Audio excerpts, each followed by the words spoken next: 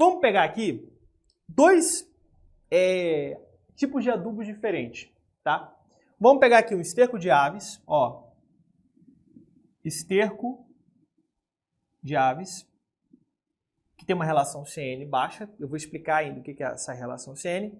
E vamos pegar uma outra aqui como uma palha de café, né? Palha de café. Tem algumas informações aqui que a gente tem que entender, né? Quanto de matéria orgânica que esse resíduo tem, quanto de carbono que esse resíduo tem e quanto de nitrogênio. Vamos colocar aqui, ó, vamos improvisar uma tabelinha, tá? Isso aqui não estava no script não, mas vamos fazer aqui agora, ó. Quanto de matéria orgânica, quanto de carbono orgânico, tá? Quanto de nitrogênio. Vou até segurar um pouquinho isso daqui e colocar aqui, ó, relação CN. Vai ficar muito claro para você entender como que isso daqui funciona, tá? Como que isso aqui funciona.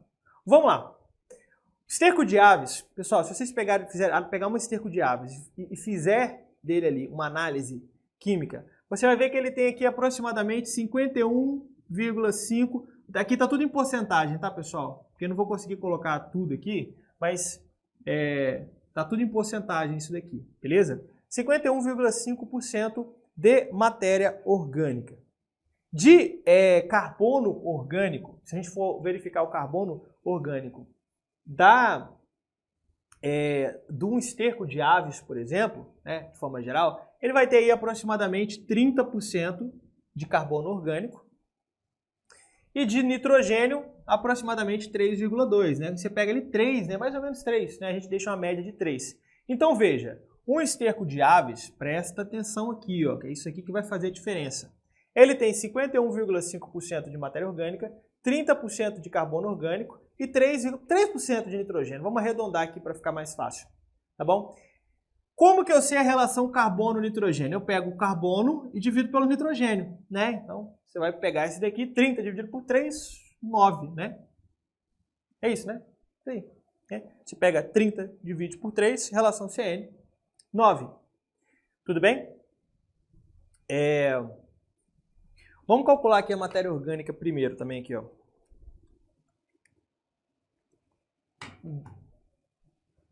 Aqui está 3,2, 3,5, daria 10. Se eu fosse pegar só, por exemplo, direto, se eu for arredondar aqui, ó, 3,0 seria aproximadamente 10, né? Seria a relação carbono de 10. Como aqui está 3,2, daria 9,2, 9,5 aproximadamente. Beleza? Então, pegando aqui, ó, se eu for arredondar para 3, né?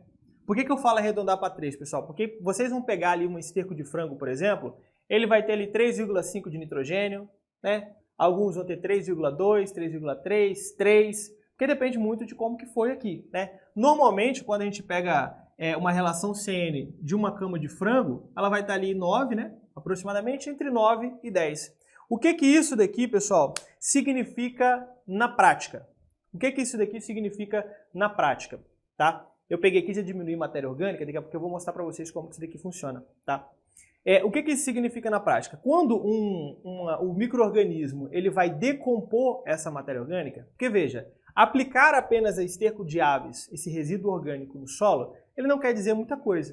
Ele não quer dizer muita coisa. A gente precisa que ele passe por um processo de decomposição, um processo de umificação, para que ele consiga entregar a matéria orgânica, para que a gente consiga pegar esse carbono e fixar ele no solo, aqui nessa camada, tá? Então, se você acha que aplicando ali um esterco fresco no solo, você já está colocando matéria orgânica no solo, você está enganado. Ele vai acontecer depois que ele passar por um processo de decomposição. E é aí que está. Aí que está.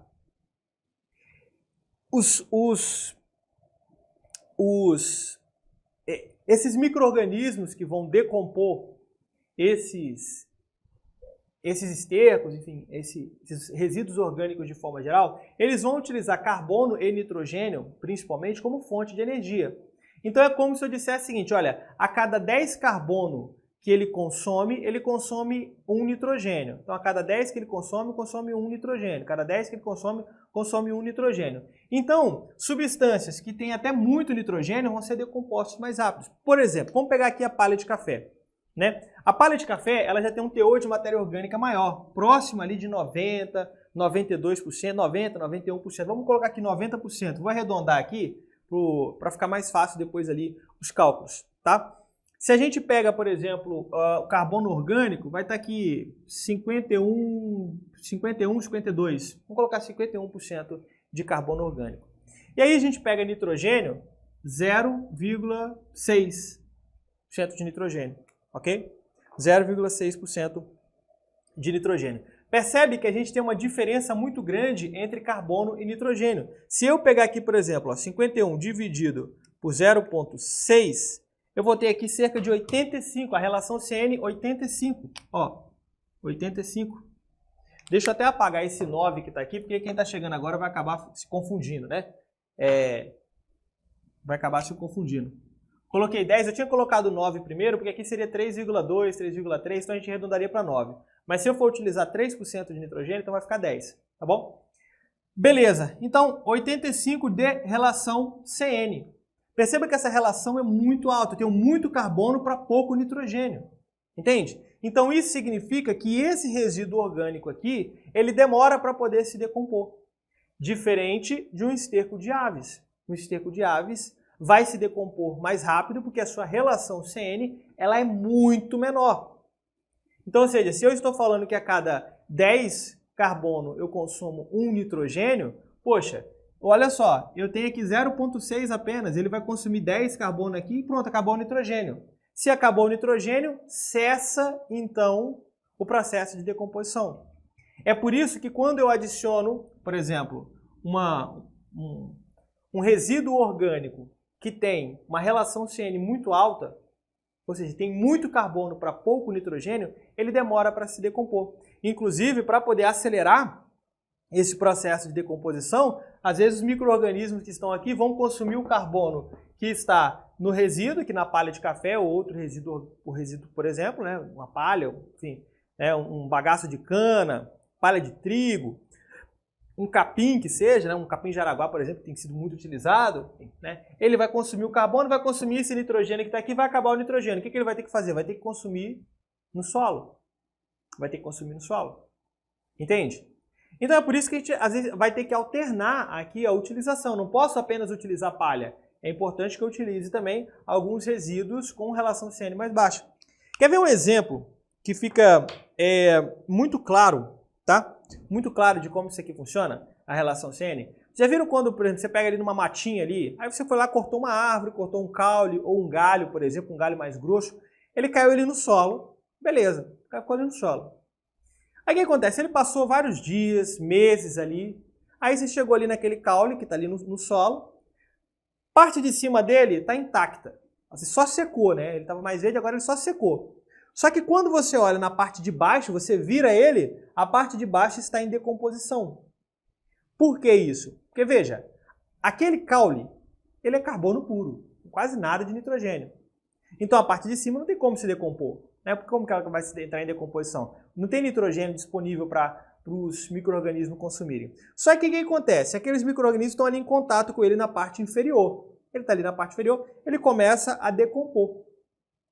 Aí fala, acabou o nitrogênio, mas ele vai usar o nitrogênio do solo. Né? Então ele usa o carbono que está no caule, né?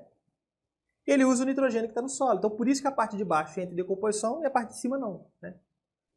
É assim que funciona isso aqui na prática. Né? Você pega ele numa mata ou algo do tipo. Então por isso que é importante alternar aqui essas substâncias.